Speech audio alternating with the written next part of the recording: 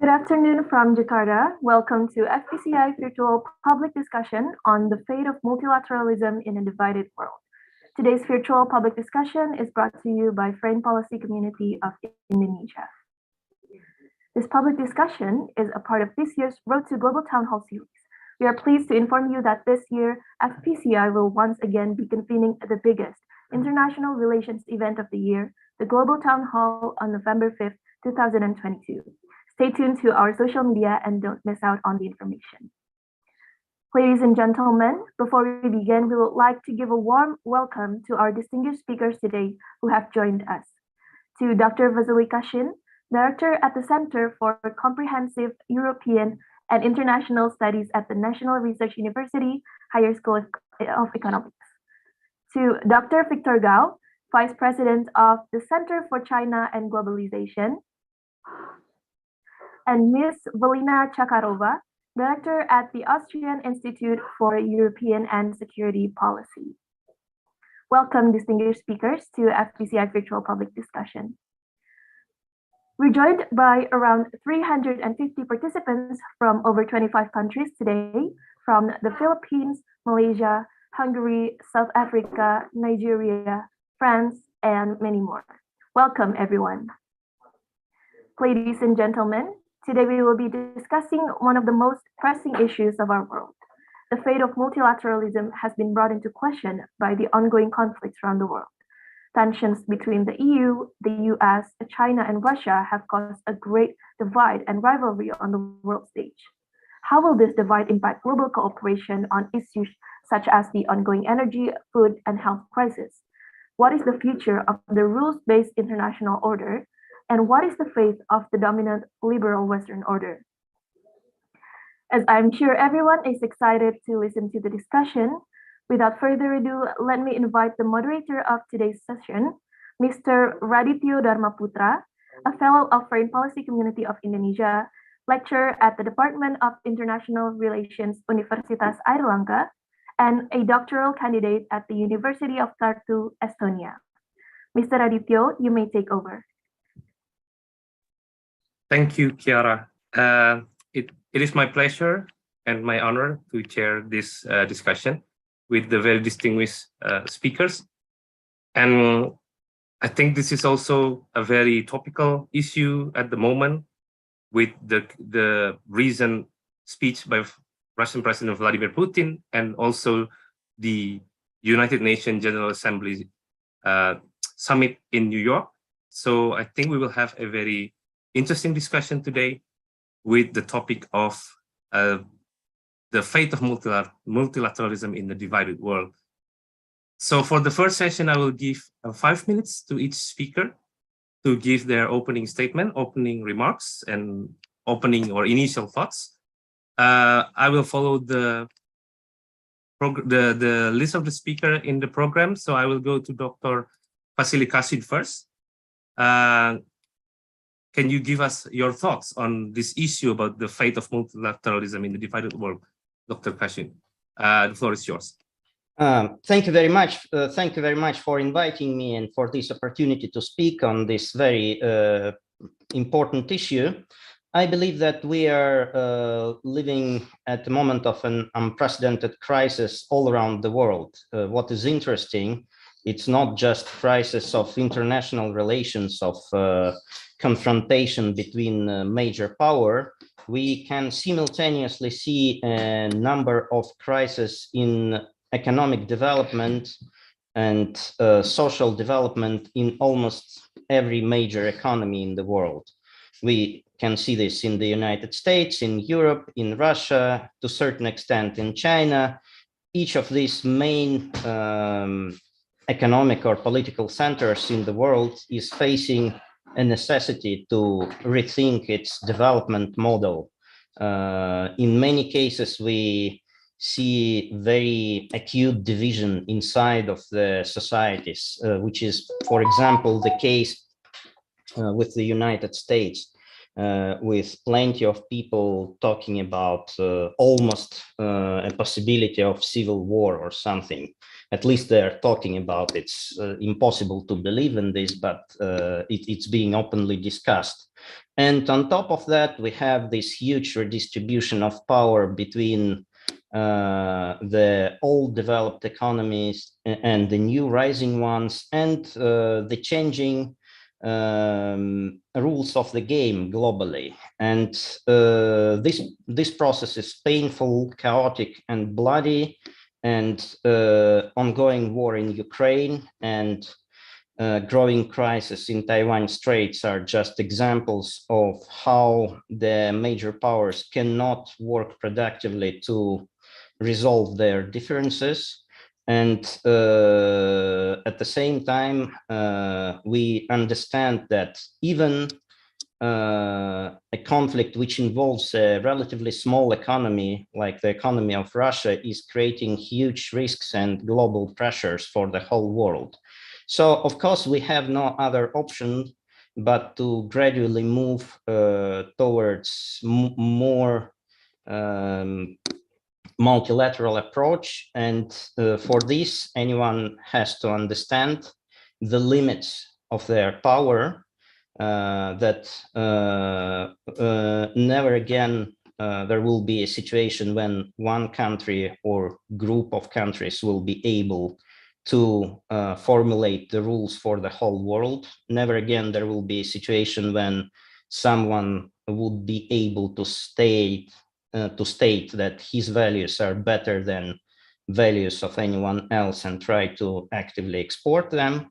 We just need to be more careful, calm, and start talking to each other more. Thank you very much.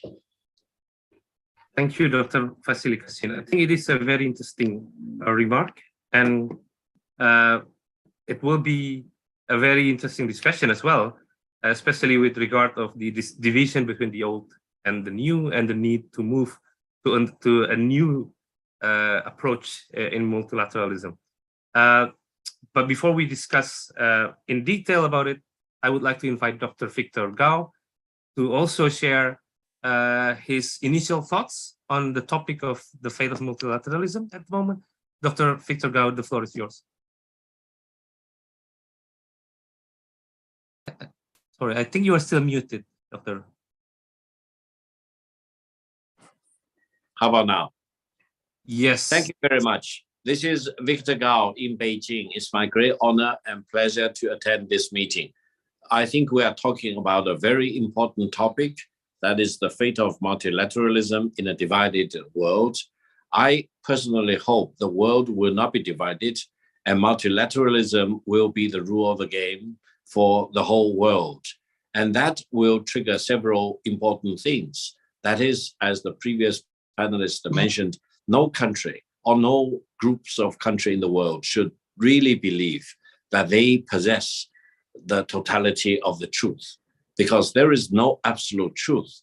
Everyone has its own version of the truth, and no one should believe that it has the best political system or values compared with other countries, and it wants to impose its version of the truth onto other countries. I think this world will be a better place if we all follow the rule, that is your God for you and my God for me, and we respect each other, but we don't want to impose my version of the truth onto you, because this probably will be a better world for all of us. Now, a lot of people talk about frictions or problems between China and the United States. From the Chinese perspective, we do not view the United States as an enemy, but the United States over the past several years have been really very much focused on dealing with the so-called China threat or the rivalry from China at all. Let me explain a little bit. I think the United States is suffering from what I call Tonya Harding syndrome, because it worries about the peaceful rise of China. It wants to do whatever it can to contain China. This is the wrong approach. This will lead to a divided world. I think the better way is that we need to live with each other, and we need to rebuke fallacies like destined to war as proposed by a professor at Harvard. He analyzed the dozens of war cases, came up with his own conclusion. However, allow me to point out that all the wars he analyzed were actually conventional wars, and he wanted to use this destined to war fallacy to apply to two countries, that is China and the United States, as if China and the United States are destined to fight a war against each other. This is completely false. Why? Because China and the United States are both nuclear powers, and war is not and should not be an option for China and the United States. I came up with my own theory called inevitable peace for China and the United States, meaning because they are both nuclear powers and because war should not be an option, especially because nuclear war should never be an option, China and the United States, whatever their differences are, they need to live in peace with each other, rather than each second guessing the other and the United States try to hold China down onto the ground, because this will not only be a divided world, this will be a catastrophic world. It may lead mankind into Armageddon. So the better way is embracing peace, especially in a world where you have regional wars breaking out in different parts of the world.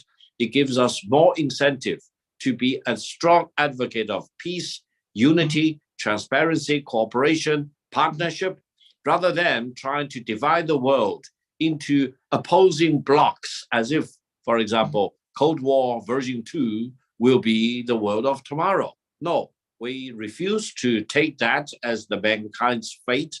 We want to make sure that mankind going forward will be united, will live in harmony, will treasure cooperation and partnership, rather than, for example, one block of country believe it has the truth, another block of country will be delegated to none of the truth, for example. So this will be the view of the world going forward. So allow me to emphasize, while the world is suffering right now as we speak from one crisis to another, for example, refugee crisis, food crisis, energy crisis, financial crisis of all kinds, currency crisis, food crisis, employment crisis in different parts of the world. Many countries have strikes, for example, instability, inflation getting out of the roof. We need to really put a premium on globalization rather than allow certain countries to disrupt globalization as if, for example, they can withdraw back into their isolated villages. No, the world is a flat world. All of us live in the global village, and rather than division and antagonism and rivalry between and among us, the world will be a better place if we can live in peace and harmony and cooperate with each other, rather than, for example, threaten to use force. Thank you very much. Thank you, Dr. Victor Gao. I'm sorry to inform you that I think you have to turn your iPhone or because your picture at the moment is, yes, that would be perfect for the next. Thank you. And I think yes, yes, that's better. Thank you so much. Okay.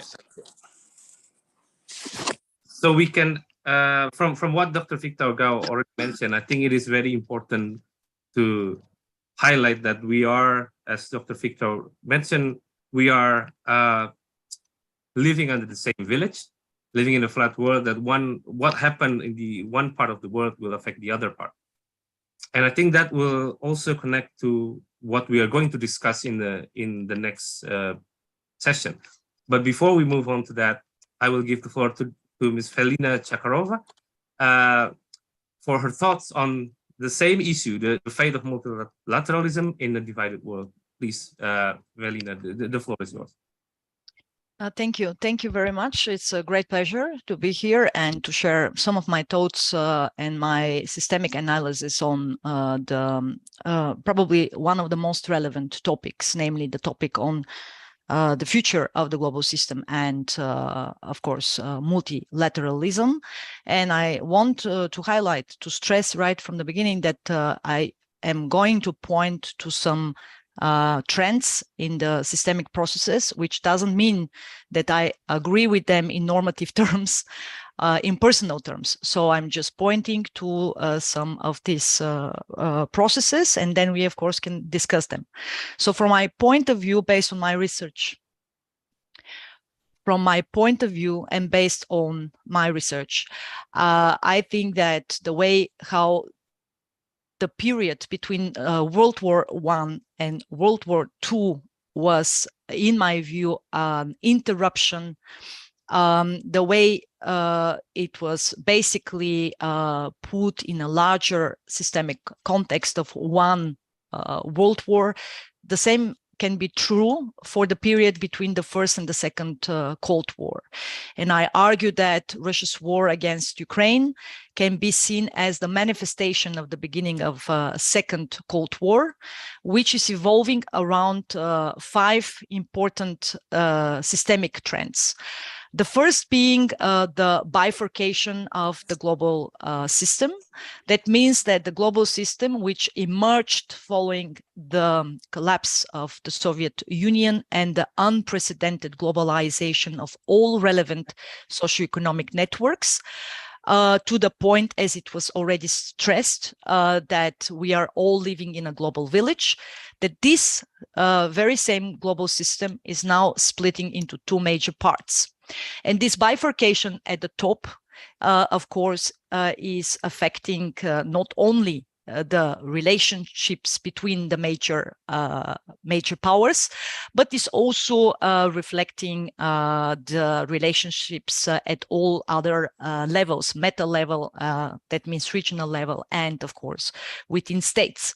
So that brings me to the next systemic trend, that is the, of course, ongoing systemic competition between United States and China, which is meanwhile influencing this mutual decoupling of the leading socioeconomic networks. And we are already observing this bifurcation in the global trade, economy, finances, capital markets, but also energy and all other relevant networks.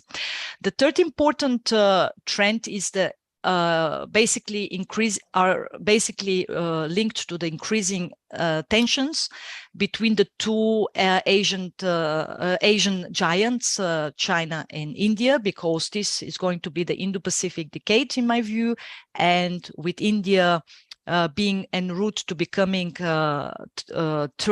third major economic power in this or in the next decade. This, of course, will also have certain effects on the bilateral relationship. We already observed a significant escalation in 2020, and of course the way how they will cope with challenges in the future is going to be very relevant for the future of the global system. Then, of course, we have, as a fourth systemic trend, the US withdrawal from certain regions in the world. We observed that in South Asian terrain with the withdrawal from Afghanistan, which opened a huge geopolitical void and created a series of challenges for the main other relevant actors, on the top of it, of course, China and Russia. But I'm pointing also to the US withdrawal from the Middle East due to the growing energy self-sufficiency. And in the long term, also from Europe, from the old continent. And this, of course, will create a lot of tectonic shifts at the meta level, at the regional level of the global system.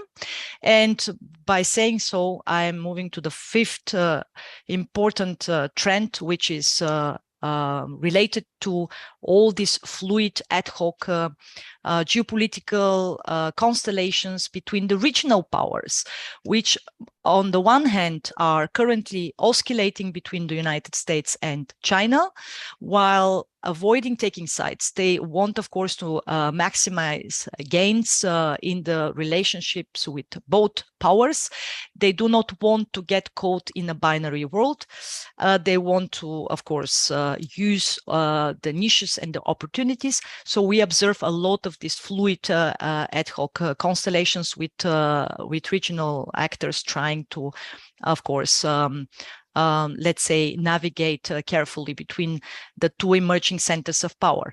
But then again, of course, given this, and this is where we see namely the the multipolarity as being pointed out by the majority of experts. So it's not at the top of the system, it's actually at the meta level of the system. And once when we see a clear manifestation of the systemic competition, and I want actually to highlight that I also have two main scenarios, one being a more violent decoupling, but the second being systemic coexistence between the two rivals, which was pointed out by my Chinese colleague. And of course, this is the more optimistic scenario that basically both centers of power understand that military confrontation is a no-go between nuclear powers, that it would have a devastating effects not only on their own societies, economies, and networks, but also on the whole of the global affairs. So right now, we are unfortunately more or less in the first scenario, in which all of these tectonic shifts are taking place simultaneously. That is why it looks and it feels like a real violent decoupling, with unleashing a lot of crises in all relevant socioeconomic networks. But I argue that systemic coexistence would be and seems to be the more rational scenario in the long run.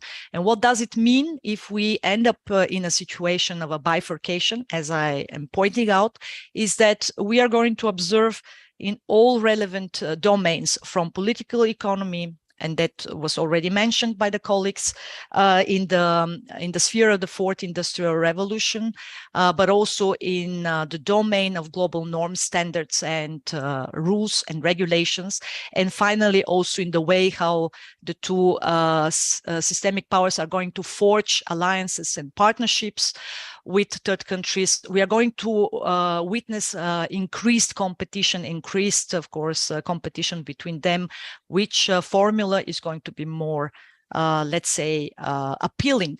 And in the process, of course, I argue that because we've observed that in the past, it's going to be very much relevant as to who is going to, let's say, win the competition in the fourth industrial revolution, in the technological breakthroughs, which is why we are now observing also the trend of increased space exploration and trying to expand the defense in the military domain.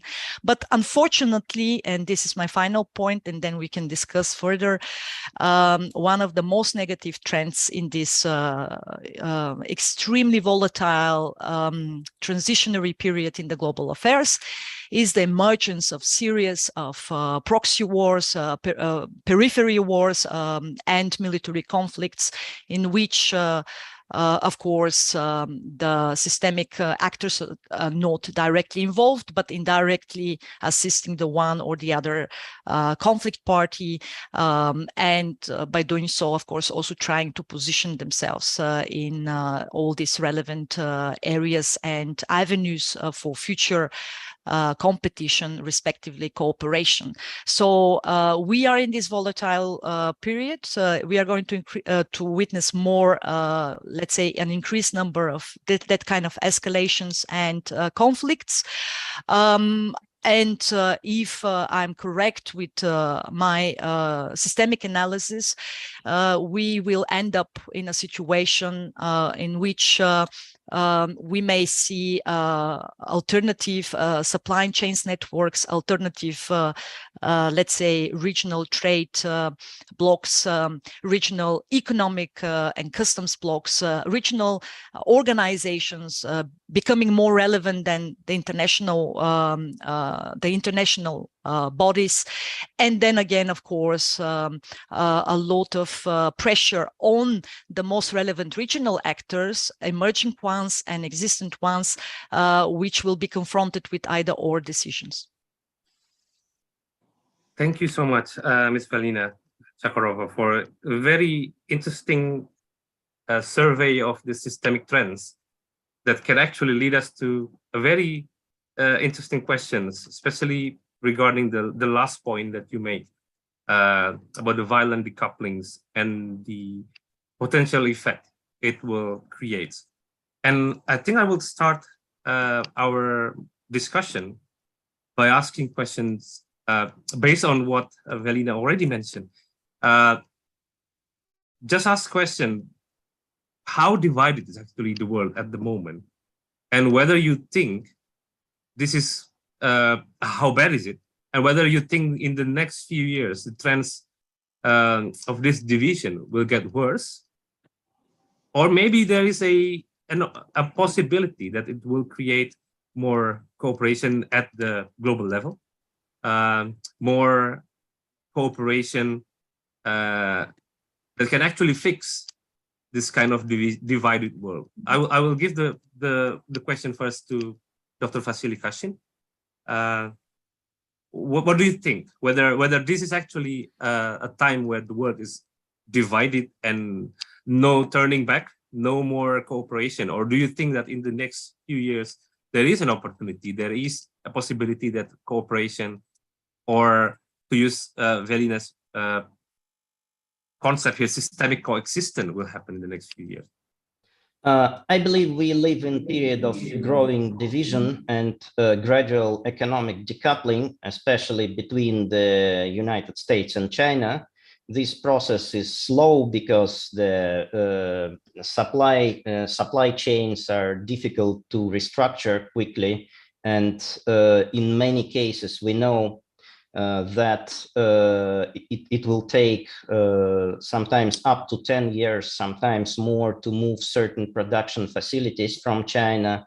And that was the main problem with Donald Trump's tariffs against the Chinese goods. He quickly discovered that they resulted, in fact, in additional taxation of the US consumers, because the companies were simply not technologically capable to replace the Chinese suppliers with suppliers from any other countries. So the complexity of the modern manufacturing industry is a great stabilizing factor.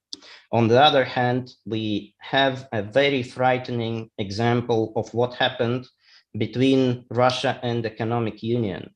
For decades, Russia and the Economic Union had a symbiotic relationship where Economic Union accounted for more than 40% of Russian external trade, and Russia accounted for a huge share of the energy resources and some other resources which were consumed by Europe. European companies had major investments in Russia, accounting for many hundreds of billions of dollars. And Russians were saving their reserves in European currency and had major presence in Europe. And we see that as a result of political crisis, the internal changes, which primarily happened in Russia, but also in Europe, for purely political reasons, this huge relationship was ruined. Basically, it was ruined in 2 weeks. Most of the important European sanctions against Russia were imposed just in 10 days period.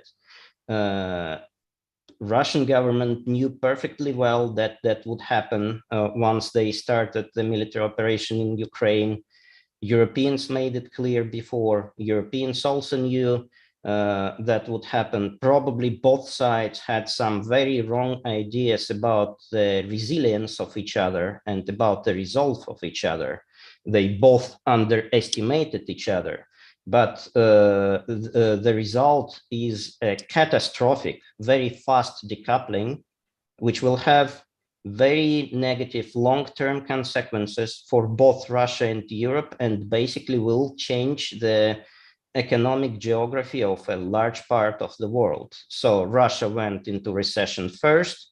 Now it's followed by the European Union, at least by most of the European economies, and by UK.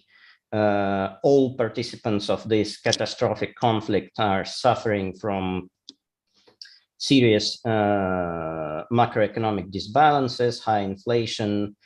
Some industries have almost stopped, but it has not changed the resolve of both sides to proceed.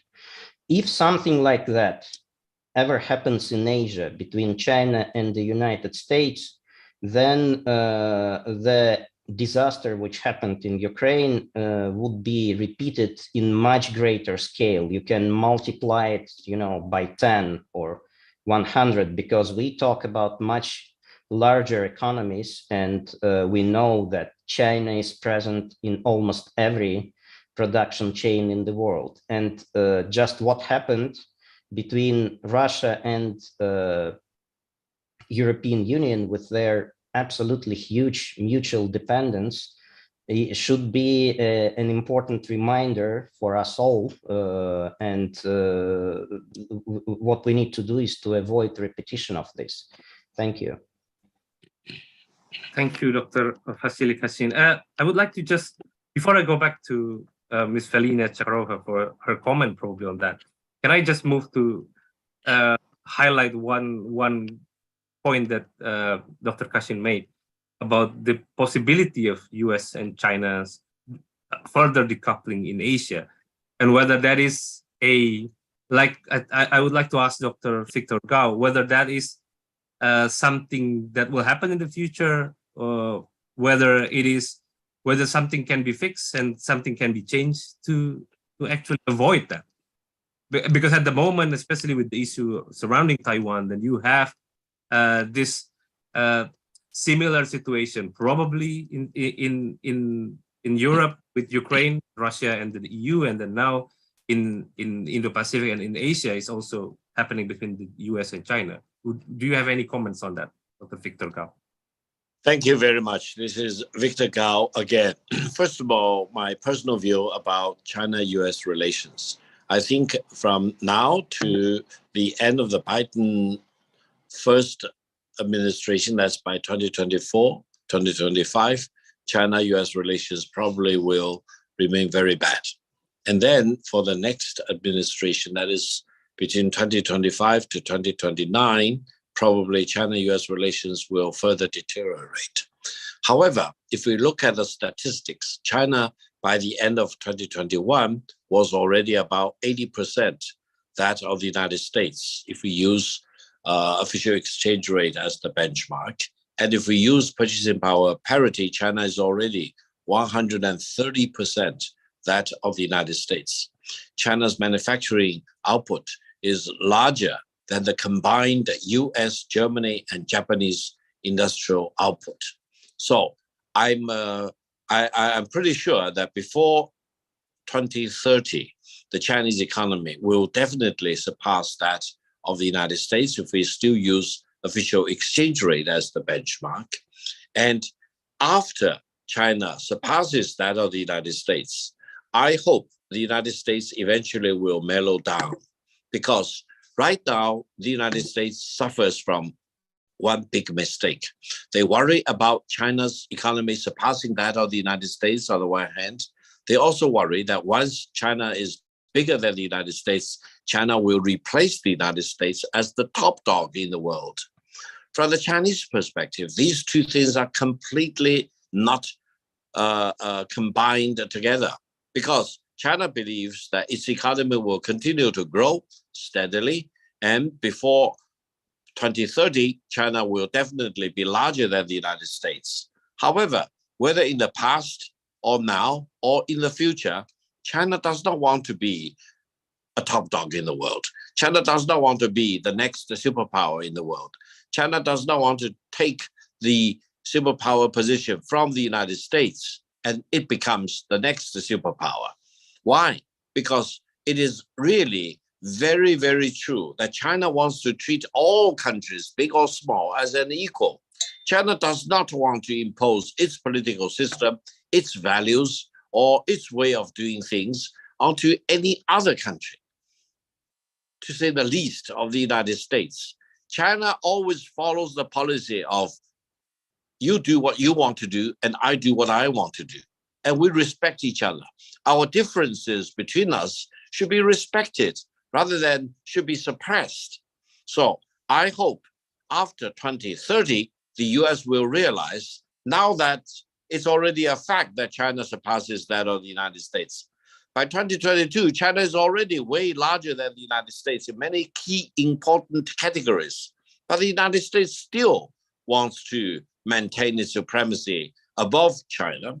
But by 2030 and beyond, I'm sure the United States will measure again and again, will realize that China is larger than the United States in almost all important categories. But still, the sun keeps rising in the East, and the United States can still claim to be the top dog in the world, so long it does not ruffle feather with China itself.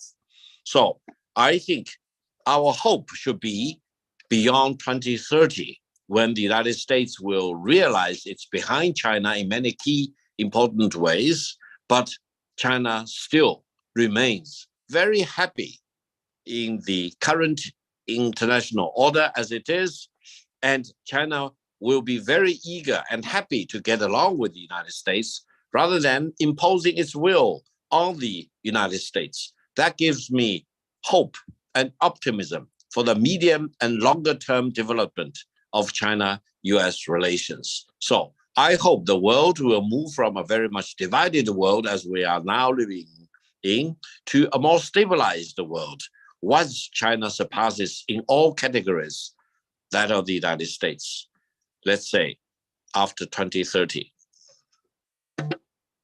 Thank you, Dr. Victor Gao. A very interesting perspective. So I would just like to ask Ms. Velina Tchakarova, because from what Dr. Kashin and Dr. Gao mentioned, it looks like at least in the next few years or in the short to medium term, what you mentioned as a violent decoupling will be more possible than this kind of systemic coexistence. But my question would be whether there is any issues at all that these great powers can actually have some kind of multilateral cooperation.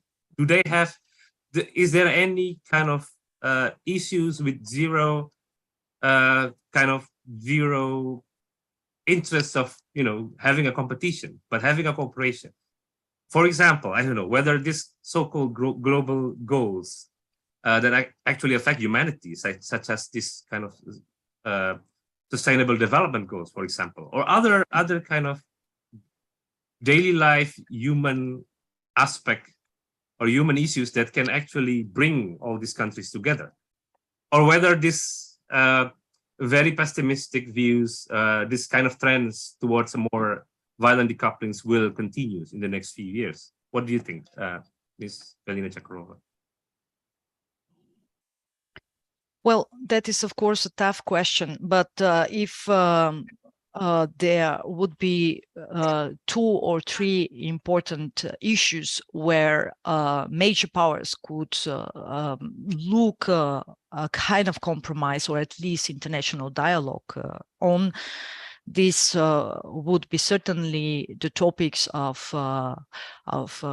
the future, let's say, international regimes in terms of nuclear weapons, because right now we are once again in a kind of a bifurcation even in that area, because the international regimes between United States and Russia are ceasing to exist. The last pillar being the New START treaty is also, in my view, not going to work out, and all the rest is more or less has been evaporated. And on the other hand, China is still not being brought to this negotiation table. And before Russia launched the war against Ukraine, there was a kind of an effort coming from the United States to use Russia as a, let's say, mediatory, to use the modus vivendi between China and Russia, and by doing so, to bring China negotiations, future negotiations. That is, I think, the American approach. And given the current circumstances, I don't see a window of opportunity, to be honest with you, in that matter. Now, given also the realities on the ground with, once again, using nuclear blackmail by the Russian president for whatever reasons, be in my personal view, it's rather a bluff than a real intention to actually secure, in this critical third phase of the war, to secure the conduct of the so-called referendums in the four regions on Ukrainian territory that should witness now, let's say, a new political momentum. But still, using nuclear blackmail is a critical issue between major powers. And I think that this would be one avenue for international cooperation in the future, but certainly not in this volatile phase.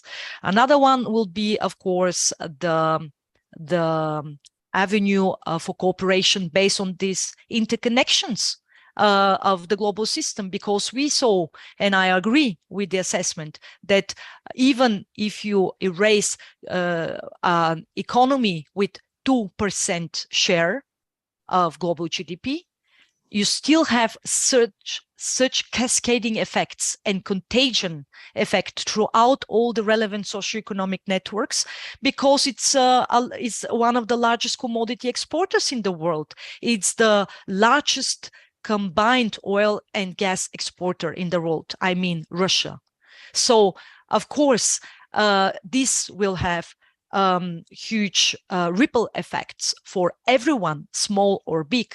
And in that matter, I think that the issues of tackling, first and foremost, the climate related issues, the environment related issues, which are also linked to the energy transition, to the use of new energy sources, but also being combined with with all relevant areas, be it fertilizers, be it commodities, critical commodities such as wheat, corn, and so on and so forth. All of this is going to be put on the international table for negotiations, which is why the Prime Minister of India said this is not the era. This is not the era of war. This is what he said to the Russian president just a week ago, because one is being hurt the one way or another from the decision to start a war. So, in a sense, I think that this kind of avenues for international cooperations will be on the agenda. But right now, let's be very realistic, because once again, if I am to point to my normative convictions and my, my idealism as a person, I don't think that this is a matter of interest. I am interested in how the real world operates and how the global system functions. And I just don't see these avenues for cooperation, no matter what kind of political statements will be made. I see that the decision to start a full-scale war against a sovereign country was also part of the assessment of the Russian president of this global geoeconomic and geopolitical context.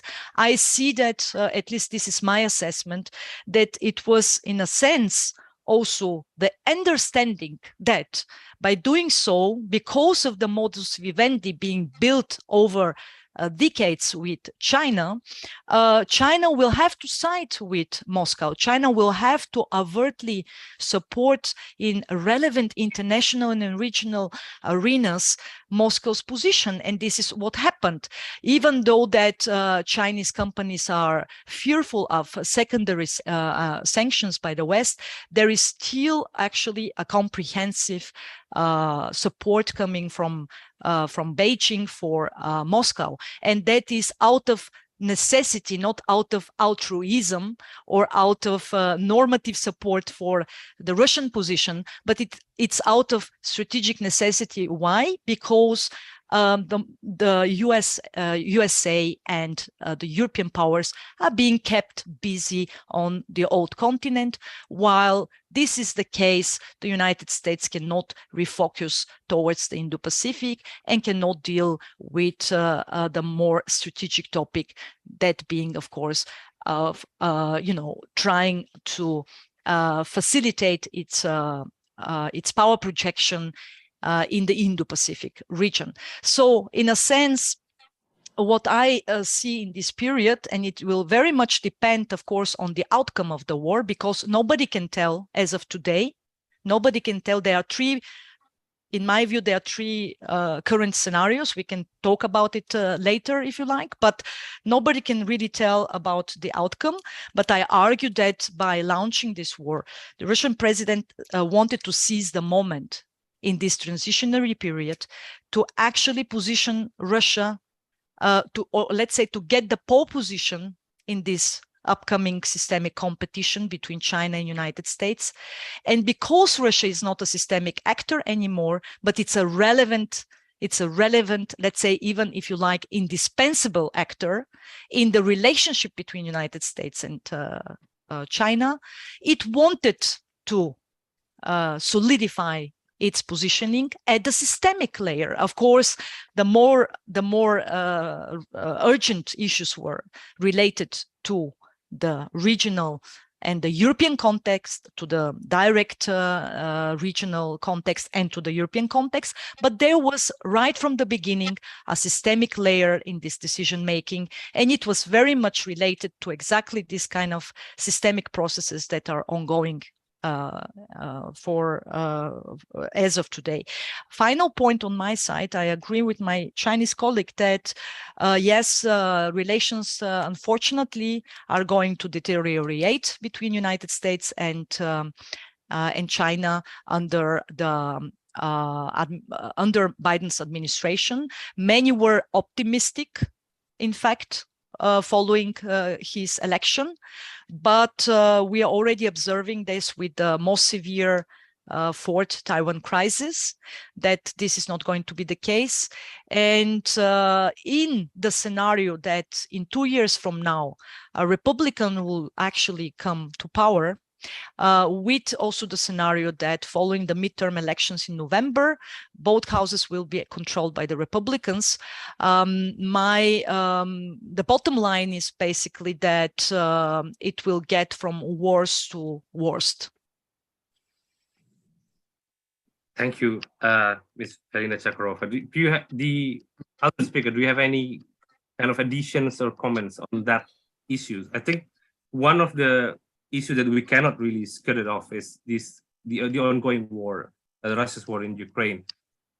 And one of the questions that I had in my mind, and I think you also received it from the organizer, is that whether the United Nations actually, or its failure in actually resolving or contributing to this war, or the resolution of this war, is a symptom of the failure of multilateralism at the global level, and whether you think there is a chance for maybe not the great powers, maybe not the more important powers, but more developing countries, probably Indonesia, probably other countries, middle power countries, to actually contribute to maybe not really resolving the war, but trying to build or trying to build this kind of multilateral approach again? Or do you still think that it is, to borrow Velina Tchakarova's previous statement, the reality at the moment we can talk about the normative aspect, but then the reality is actually what happened with the conflict, with the war, with the ongoing situations. So do you think the failure of the UN is actually a symptom or like a symbol of the failure of multilateralism? And whether you think other smaller actors can actually contribute to reviving this kind of multilateral approach? Maybe Dr. Victor Gao can start now. Thank you very much. I think you are raising a very important question. I think to give due credit to the United Nations, I think allow me to point out one thing. That is, ever since the formation of the United Nations around 1945, and given its very unique structure, especially among the Security Councils, mankind should be grateful that we have not gone through the Third World War. Because otherwise, without the United Nations and this very complicated Security Council decision-making process, probably the world would have gone through at least one world war since 1945.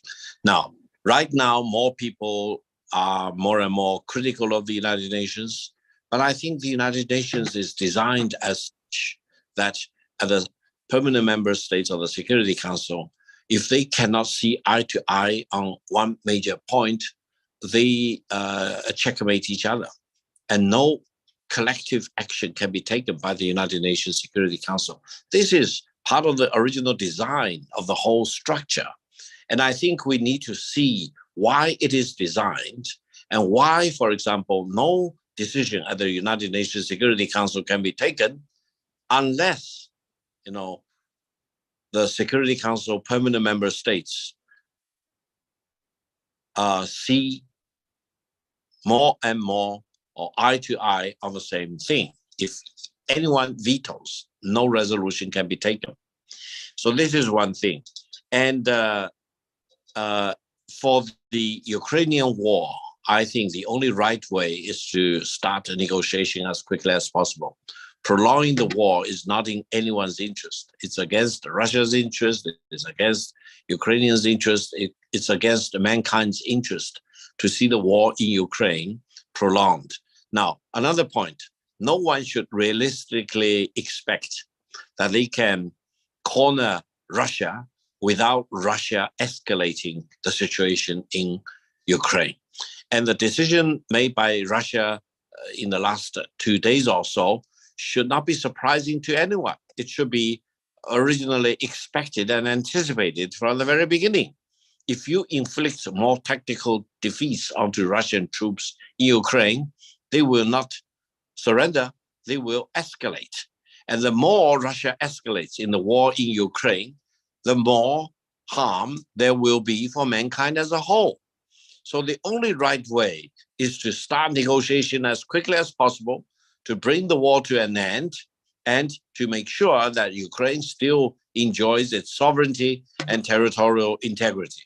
Whatever problems between Ukraine and Russia should be resolved peacefully rather than through a prolonged war. Because if the war continues into winter this year, you will see a lot of turmoil in European countries, because this winter will be very tough, and energy crisis, natural gas problems, inflation, you name it, will probably topple quite a number of European governments to start with. And the economic calamities for many European countries will be such that their leader will no longer say that they do not want to regard the general public opinion, whether they support their assistance to the Ukrainian war or not. I think the only right way is to bring the war to an end and start negotiation as quickly as possible. Thank you. Thank you, Dr. Gao. Again, my question is to all the speakers, whether again the UN is a symbol of the failed multilateralism, and I think Dr. Gao mentioned that in the previous years the UN is was very important, and whether now it is still an important body. That's my other questions, and I think if Dr. Vasily Kashin can also comment on whether other smaller actors, no longer talking about the big actors or the big powers, but smaller powers, middle powers, developing countries can actually contribute to this again, multilateral approach, not only in ending the war in Ukraine, but also to create this or avoid this kind of violent decouplings that Velina mentioned before. So Dr. Kashin, if you can comment. Well, yes, I think we already see that smaller players are already contributing to the resolution of the conflict in a major way. And we have very few achievements during this conflict, but they all were reached thanks to the efforts of countries like Turkey, Saudi Arabia, and Israel. They are the only ones who played, and to a certain extent Indonesia as well, and they are the only ones who played productive role. That is easy to explain. Russia and the United States, Russia and NATO are in state of hybrid war. This war has started long before the beginning of the Russian military operation in Ukraine this year. It involved military actions, intelligence operations, military buildup in Ukraine, threats of Ukraine obtaining long-range missile weapons, which they were working on, large-scale training of Ukrainian troops and very aggressive Ukrainian intelligence operations on the Russian soil. At some point, Russian government first tried to make a deal with the adversary, with the United States, but then decided that the deal was unreachable and launched a military operation. This military operation was launched, I believe, not actually of some structural reasons, but simply because at some point Russian leadership came to conclusion that such conflict would be inevitable anyway, and it would be better to strike first because later the situation would just worsen. In their worldview, we don't know actually what kind of intelligence they were relying on, but their mindset has been made clear on numerous occasions. The war has already reached certain internal policy goals and even security goals, which were put forward by the Russian leadership. It will continue and escalate because the previous model of conducting an offensive war against a 40 million country supported by the whole West using just a part of Russian peacetime military has proven to be unrealistic at this point. So there is ongoing mobilization through build-up and likely major offensive during the winter. I believe the likely outcome of war would be stalemate and then a long-term ceasefire agreement, just like the one which ended the Korean War. This kind of agreement will not mean that any political issues will actually be reached. The two sides will just come to conclusion that ongoing military conflict would not contribute to them reaching their political goals. I think that the best case scenario is that we stop in coming months during the winter to avoid the damage on the global economy and additional human losses. However, I believe that smaller players, middle powers, are already playing key role in this effort, and probably they will be the ones who will facilitate the subsequent agreement, because at this point we are not capable of conducting any kind of diplomatic dialogue with the European Union. Both sides simply don't have any channels for communication. And the situation with Americans is just slightly better. but the trust is extremely low, and the normal diplomatic channels are also disrupted. From like systemic point of view, it would be better for Russia to avoid this conflict and wait for the development of situation on Pacific. This has not happened simply because of the views on the situation on the ground. I believe the war will result in a very long-term division of Europe, which will take probably many decades to overcome, simply an emergence of a new Iron Curtain. But still, it would be better than it would be better to have a stable border with Iron Curtain, but without the war, than the constant danger of military conflict. Nuclear factor will play an important role. Russia is using nuclear threats to make sure that NATO doesn't dare to intervene into the military conflict in a more direct way. They are already major participants providing targeting information for the Ukrainians, but there have been talks that some combat aircraft sorties could be conducted from NATO territory about something like closing the air. So Russia is constantly reminding that there will be immediate military response, both conventional and nuclear. And we do it to make sure that NATO is avoiding such missteps.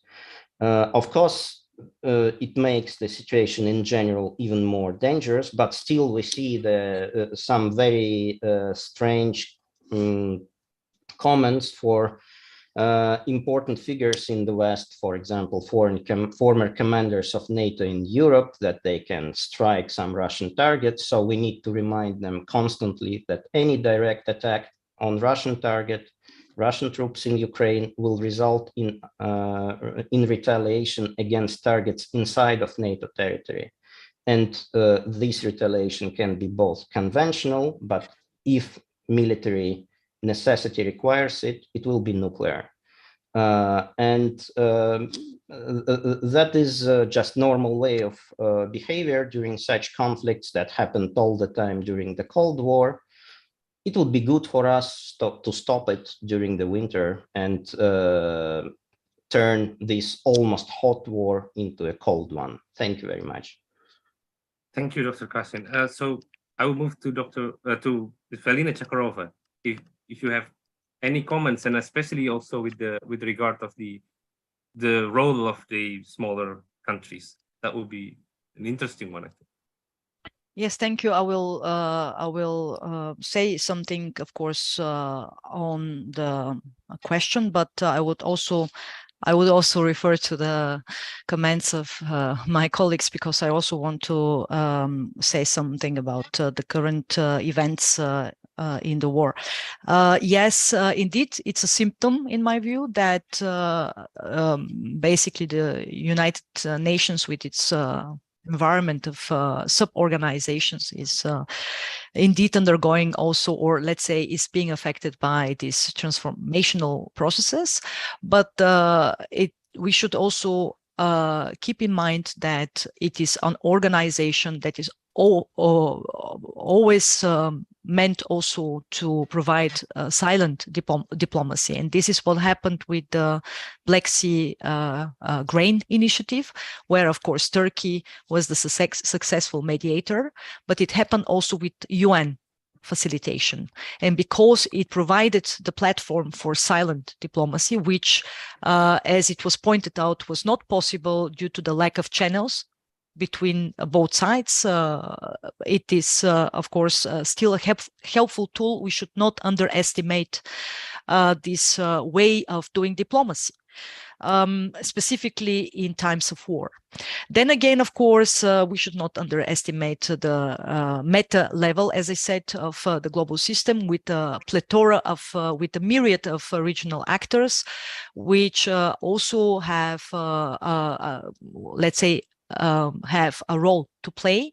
Right now, I think of the G20 summit, of the upcoming summit in Indonesia, where it's going to be a face-to-face format. Once again, we are going to observe certain power dynamics, and some even argue that we may see both presidents coming to the forum, with the Ukrainian president being also invited. So there are indeed right now options in which I see the emergence of regional formats. And this, of course, is for me more a symptom of bifurcation rather than actually an outcome. Why? Because on the one hand, we see a strengthening of the trend of regional formats where the West is isolated. This is the case with Collective Security Treaty Organization, which conducted an operation in January following the protests in Kazakhstan. Then again with the Shanghai Cooperation Organization, which had a very relevant summit in which not only new members were now, let's say, more or less solidified with Iran's membership, but also new partners, such as Egypt and Saudi Arabia. This is obviously a trend in which the West is not invited. On the other hand, of course, we have the G7 and all the other relevant transatlantic formats that are also strengthening their cooperation, their coordination, while isolating, for instance, the Asian partners. And then again, we have a third trend in which the US is now reaching out to the Indo-Pacific powers, trying to, let's say, form and forge new kind of partnerships, new kind of alliances. I don't see the emergence of Asian NATO by any means, but what we may see are more security and defense pacts like the one that was signed between UK, US, and Australia. And here I want to point to another interesting trend, and that is something relevant in a sense that it's not going to be a new non-alignment bloc like we saw in the Cold War. But if India, let's say, decides to oscillate and not really strategically align itself with the United States for historical reasons, for various reasons, then we may see a third way, let's say a third block of countries where there is even a potential for Europe, because I agree, unfortunately, with this assessment that Europe is going to be devastated by these events, the one way or another. The one way or another, this is going to be devastating, and the bifurcation of the global system is already bifurcating the European NATO members, the societies. So we see also this polarization already within societies, within states, that means decision makers within the member states, and within the relevant European blocs and partnerships. So there may be a way for the European Union and that means the institutions and the member states to somehow forge a kind of a partnership with India and others that don't want to side with the United States on military terms, which of course would also mean that there will be, and this is what I see in emergence, a kind of a gap, a dividing line between those continental European powers like France and Germany on the one hand, that basically want to settle the relationship with China. They are dependent. It's a mutual relationship in which both sides kind of benefit from.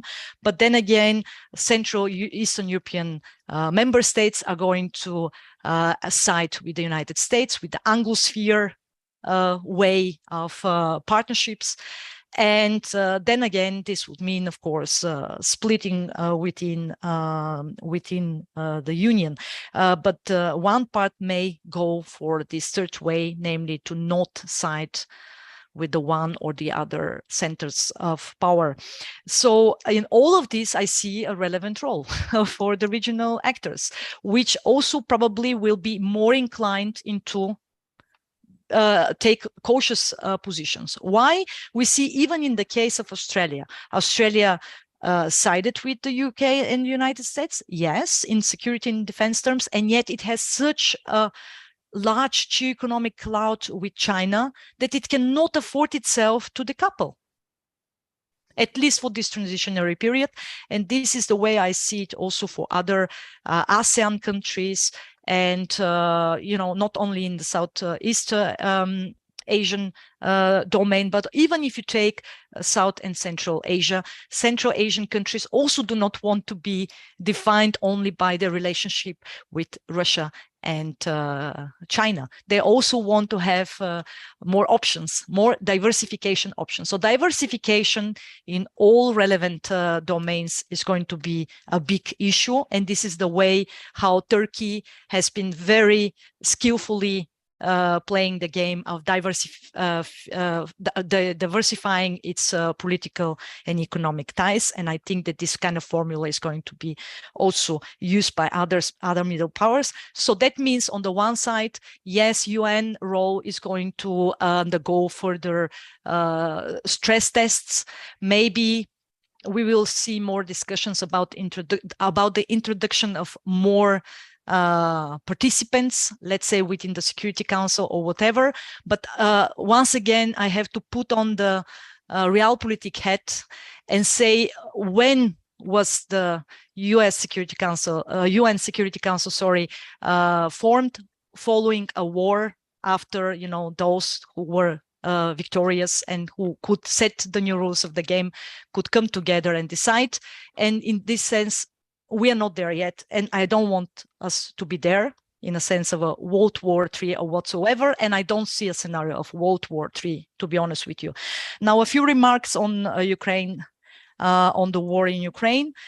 Yes, of course, from Russia's point of view, war of attrition, respectively frozen conflict are the more favorable scenarios. And we see now with the new developments that this is what they are going for, because then they count on the winter season, more polarization within societies in Europe, more political crises. Maybe we will see even political reshuffles in governments because of the surging energy and commodities prices, fertilizers. Everything is interconnected, so everything is having Russian leverage.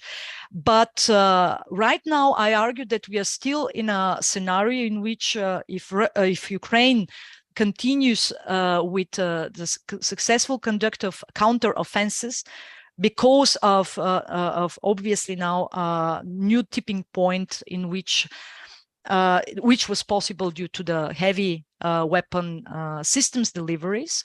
And if Europe, if the West continues and in fact increases this right now, I think that we may also see a kind of a shift in the next 6 to 8 weeks. I'm not saying that this is more realistic because we don't have all variables on the table. It's a very fine interplay between so many variables, which may result in a tipping point on both sides. As I said, on the side of Ukraine, by finding out more weak spots in the current Russian defense lines along the front lines, and on the side of Russia, tipping point meaning, of course, that the interplay between sanctions, the need for now logistical personnel and whatsoever, restructuring in preparation of, you have to deploy 300,000 people. This is not something that happens in 3 days. It will take time. So combined with the political and economic situation at home, there may be a tipping point, an unpleasant one also for Russia. So before we arrive at one of these two scenarios, war of attrition, meaning that for Russia, it will continue with the war, no matter the costs, no matter the price, or a frozen conflict with the help of international partners to basically, on the one hand, to basically mitigate the effects of the sanctions, and on the other hand, by indirectly pressuring the European decision makers to exercise certain influence on Ukraine, to sit on, let's say, talks, ceasefire talks. This is, I think, also in the Russian calculation for the moment, but we don't know exactly in which direction it's going to go. So 6 to 8 weeks, I think, is a window, the next window to carefully observe what's happening on the ground.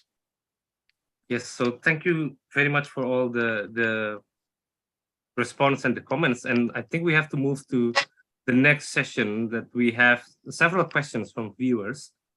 I have some of them here. I will pick some of the interesting ones. And I think one of the questions here is from Tran Dinh from Vietnam National University. And I think it also touches upon what we discussed before, this rising minilateralism, the existence of the Quad and AUKUS, smaller organizations, smaller, let's say, multilateral organizations. And the question is whether this is good for a contemporary multilateral approach, or is it actually undermining the bigger, let's say, the UN approach, or the larger multilateral approach usually being done in the world? Anyone can actually jump on the question.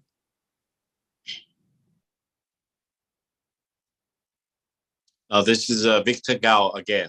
Allow me to make very brief comments. I think for Quad, the main purpose of the United States, you look at the 4 members, Japan and Australia and the United States are allies, military allies with each other.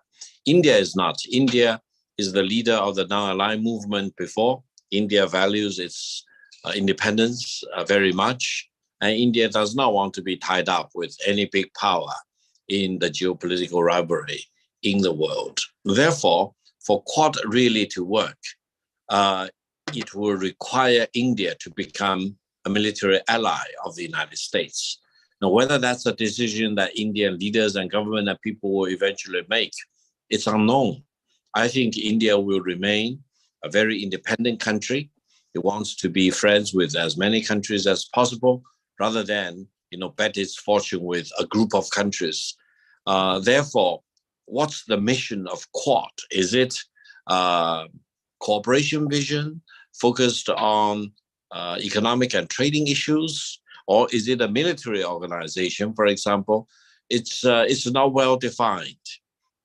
That's for Quad. For AUKUS, apparently, Australia has a military alliance with the United States on the one hand. It's a close ally of the Great Britain.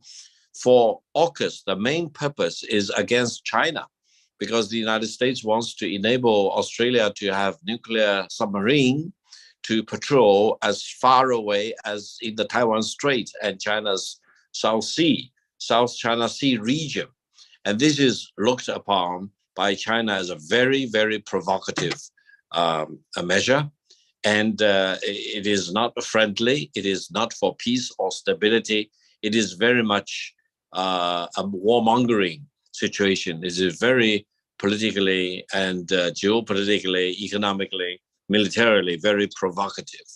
So I think AUKUS has also another dimension to it. That is, right now, IAEA is reviewing the application for AUKUS, and we do not know what eventually will be the outcome.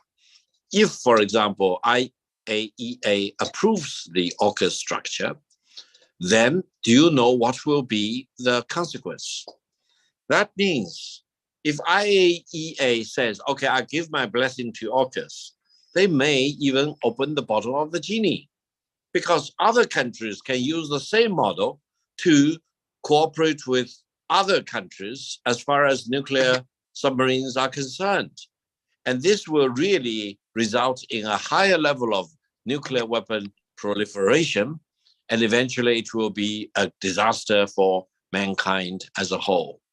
So I hope we will be very serious. I hope we can see AUKUS as a typical example of the US attempt to hold China down, to prevent China's peaceful development, and to impose its version of the truth on the rest of the world, especially on countries like China.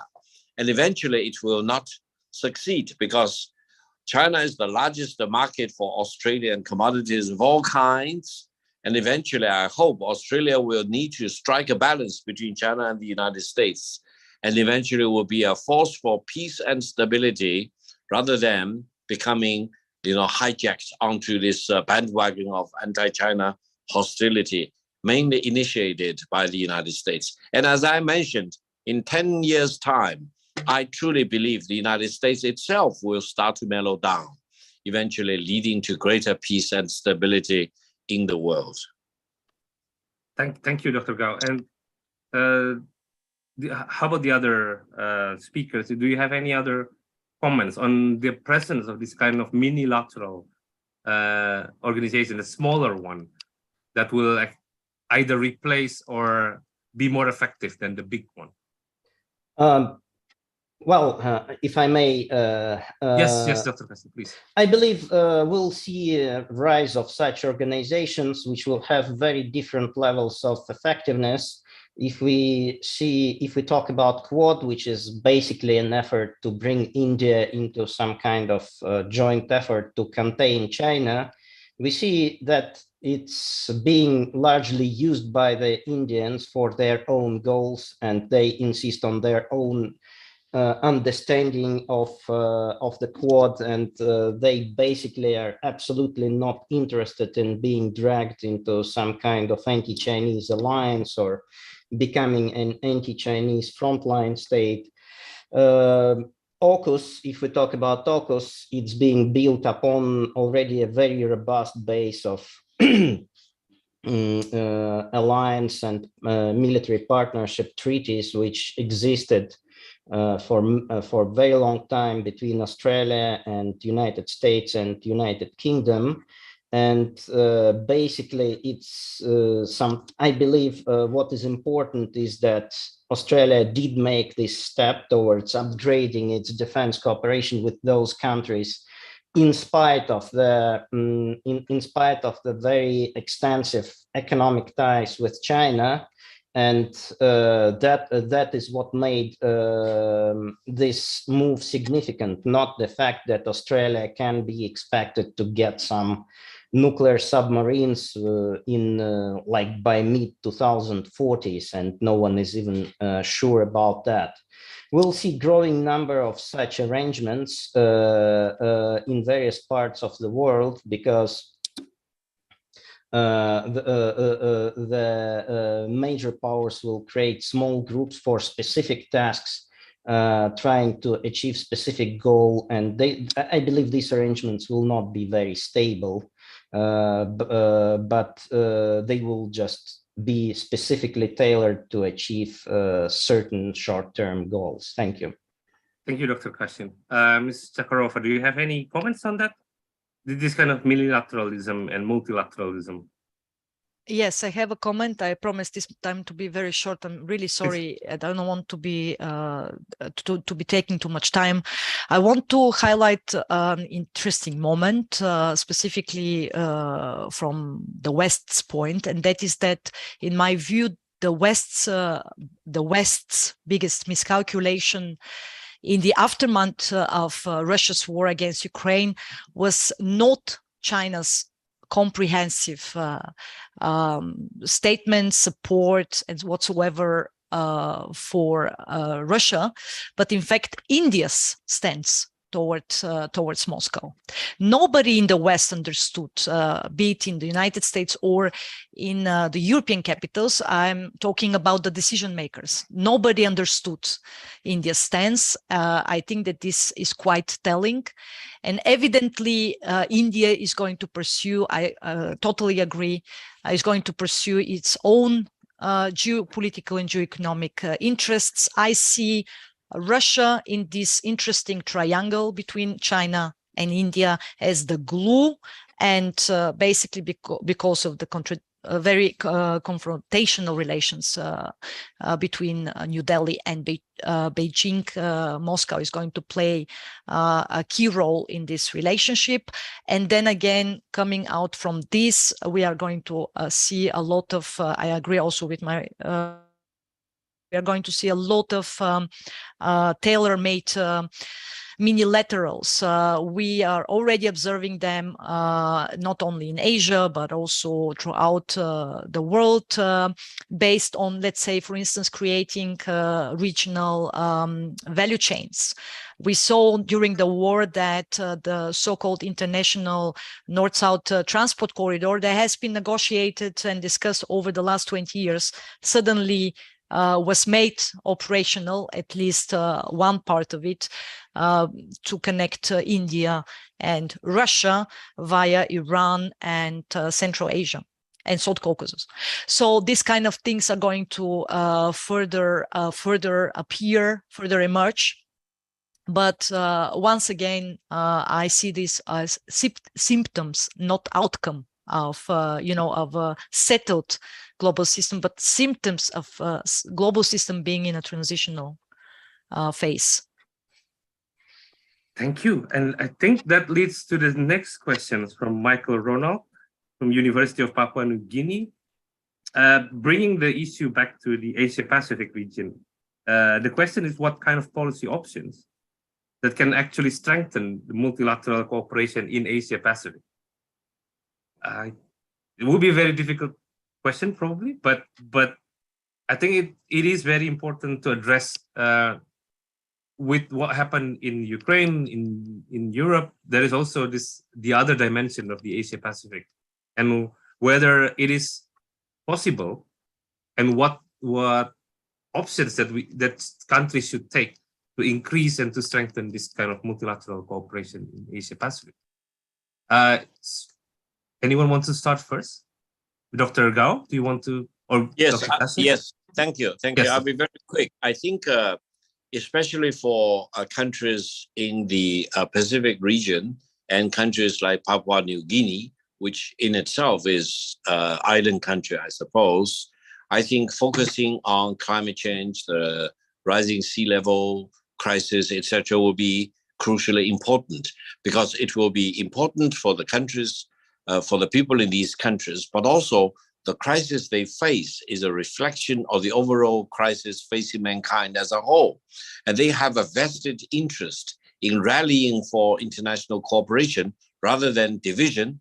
They need to really call upon the cessation of hostilities and confrontations, and really pooling of resources of all countries, big and small, to really deal with these common threats facing mankind.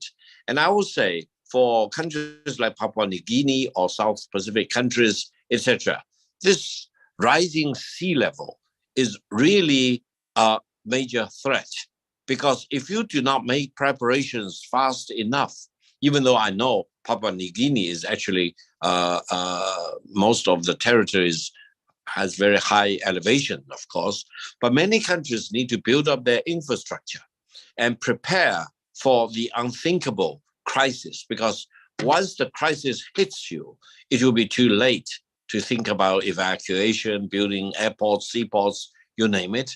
And if you do not have a contingency plan to start with, which need to be made, let's say 5-year or 10-year or 15 years ahead of these crises, it may be too late. Lots of lives will be lost. And I think the world is not very much focused on these global challenges, because they are very much diverted by other crises like the Ukrainian war, for example, and energy crisis in Europe, for example, and these overwhelming crises facing the South Pacific countries are kind of being put on the back burner, which is very unfortunate. So the more voices you can make, the better.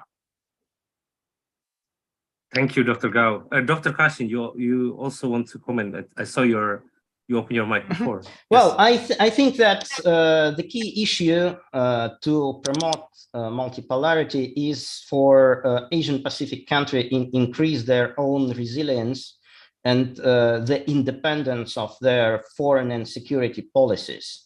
And they should be mutually supportive of that.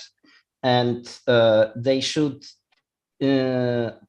carefully work on expanding their economic security, military security, political security to make any kind of intervention into their internal life from outside unthinkable. And this is the basis of anything. We should move towards that as a common goal. Thank you. Thank you, Dr. Kashin. Ms. Tchakarova, do you have any addition to that discussion? Once again, we see that it is a competition of systems. On the one side, the transatlantic bloc, if you like, led by the United States with all the relevant partners and webs, networks, tries to preserve what has been, achieved and built throughout the last 75 years. That is the main incentive. And of course, to prevent other systemic actors from gaining leverage on the global arena. But on the other side, I think that it's going to be mostly dependent on the way and on how successful China will be in converting its geoeconomic cloud from the last 30 years, this spectacular rise, into global power projection, because this is the main question mark. Who is going to be the victor of the fourth industrial revolution? Who is going to achieve the most technological breakthroughs, with the help of which, of course, relevant regional partners? And what kind of alliances, partnerships, modus vivendi? Because, for instance, in the case of Russia and China, I don't see the necessity for any strategic alliance. I think that they do not need to enter any official military alliance or whatsoever. The very idea behind this modus vivendi of coordination is first and foremost to survive through a very volatile transitional period of international relations, and then to also create credible counterweight to the US power projection in the world. So in a sense, in all of these kind of relevant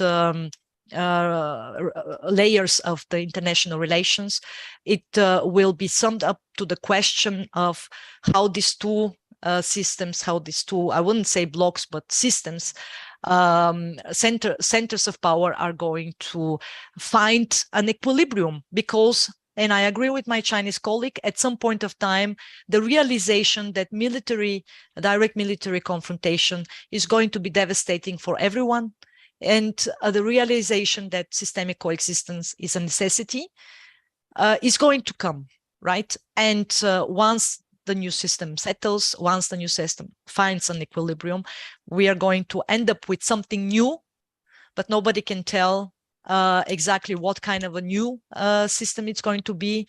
And then again, who is going to survive, who is going to adapt, and who is going to emerge even stronger out of it. Thank you. And for the last, that was our session on the Q&A from the public.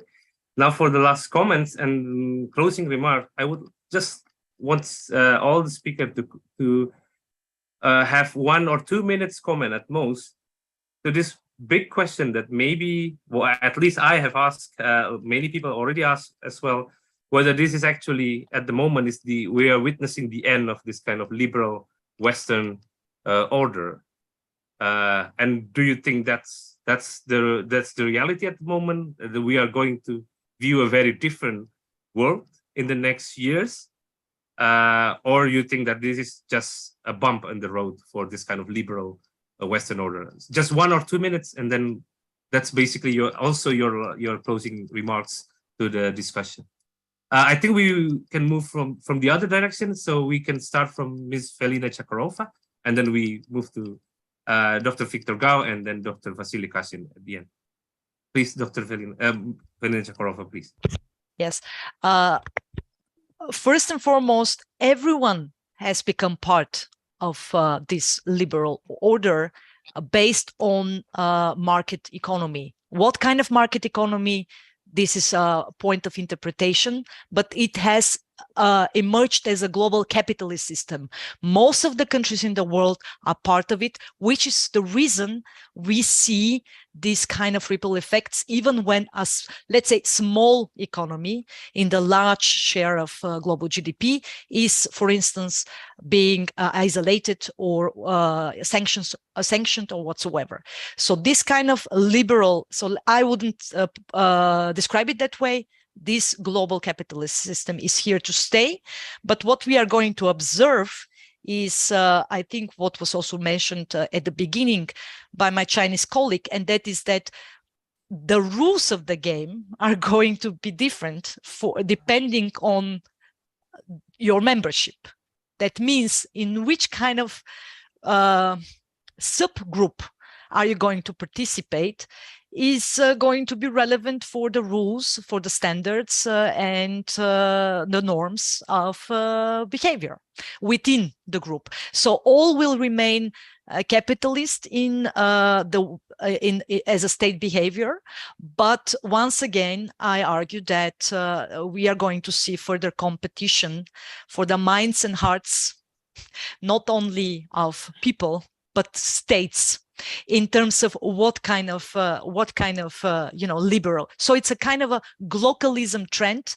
We cannot decouple to full extent, but there will be regionalizations with different characteristics, let's put it that way, in different regions, depending on these tailor-made relationships, depending on the connectivities and on the success of, let's say, the systemic players, but also the relevant leaders of regional formations, how these connectivities are going to be established. And this is the way I see it. Thank you so much, Ms. Velina Tchakarova. Dr. Victor Gao, your comments and your closing remarks regarding that. Thank you very much. I think we still hope the world will be a world of multilateralism and not of unilateralism. And unilateralism can take several forms. One is a world dominated by one big power ahead of, above all the other countries, or a world dominated by a group of countries led by one big power above all the others. President Trump used to say, America first. That's not the world we want to see. We want to see a world where every country is a first. Every country is justified to strive for the number one position. Everyone will be treated as an equal. So I think we need to really prepare and work more harder for a world of multilateralism. We should all oppose any country which wants to put its version of the truth on top of all the other countries. And honestly speaking, no country is in possession of democracy. Democracy does not only have one standard form. Democracy is important. All of us need to pursue democracy, but democracy needs to be adapted to every country which has its own special circumstances. And if another country's democracy is not identical with yours, don't raise and point your finger and say, that's not democracy. My democracy is the only democracy worthy talking about. So I hope the world will be your God for you and my God for me, and the world will truly be a world of multilateralism rather than any country imposing its will on the rest of us. Thank you. Thank you. Thank you, Dr. Victor Gao. And last but not least, Dr. Vasily Kashin. Yes, thank you very much. So when we talk about the liberal global order, we are not actually talking about liberalism and market economy. In reality, we are talking about the global order centered around the United States and Europe, where United States and Europe control the global reserve currencies and use this control for their own egoistic economic goals, at times exporting inflation and causing destabilization all around the world. We talk about them controlling the global financial infrastructure And we're talking about them controlling many of the global high-tech companies which are capable of creating technological standards for the whole world. That will gradually change, with China becoming the world economy #1 and India becoming the world economy #2, and then other Asian countries, including Indonesia, replacing the Americans and Europeans with Asian and Middle Eastern companies and banks replacing American and European companies and banks. This situation will change. The new system of relations would probably be, possibly can be quite open and quite liberal, but it will be less centralized and it will be led by our players. So our goal and the basic goal of the Russian foreign policy is, I believe it, is to make sure that this happened, is to make sure that United States and Europe are displaced in their unique roles, and that would lead to a new global system in which Russia will feel more safe. Basically, each time such shift happens is good for us. And of course, the military operation in Ukraine is a major step in this direction. I think it has proven that the economic deterrents which were used by United States and Europe didn't work. We are capable of continuing our war effort, and stalemate and victory in war on attrition, which we conduct, is our minimal task. We hope for much better result, and for that reason we conduct our mobilization. So this is a really important situation. And well, the new liberal order will be different from the old liberal order, and probably no one will call it particularly liberal, although in reality it can be much more open, and we'll see that the ability to abuse the control over global financial infrastructure for egoistic goals will decrease. Thank you.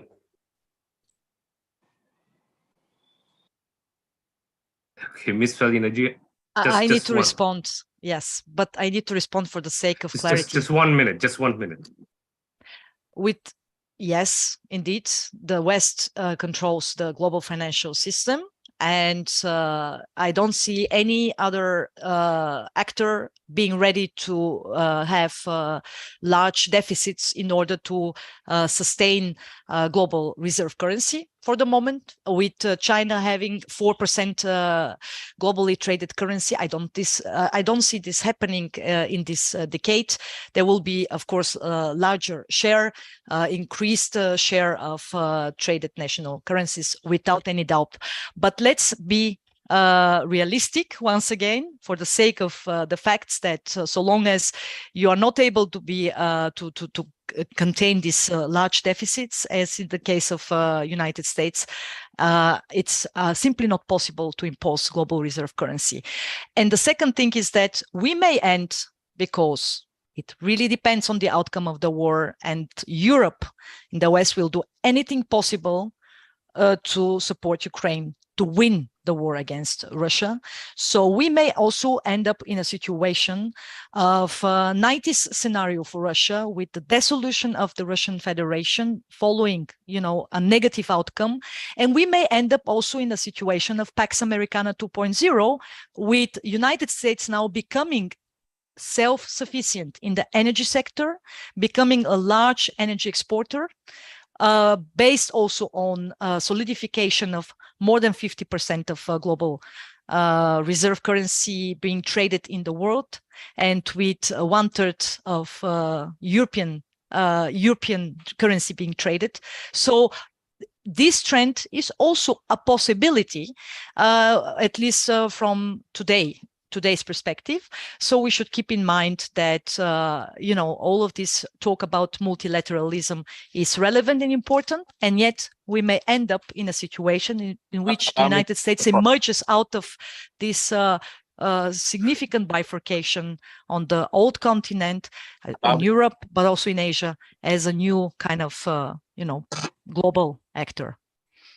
Yes, thank you. But unfortunately, we are running out of time. And I think we get the point that even though we have the current situation will determine what the next future for our global order.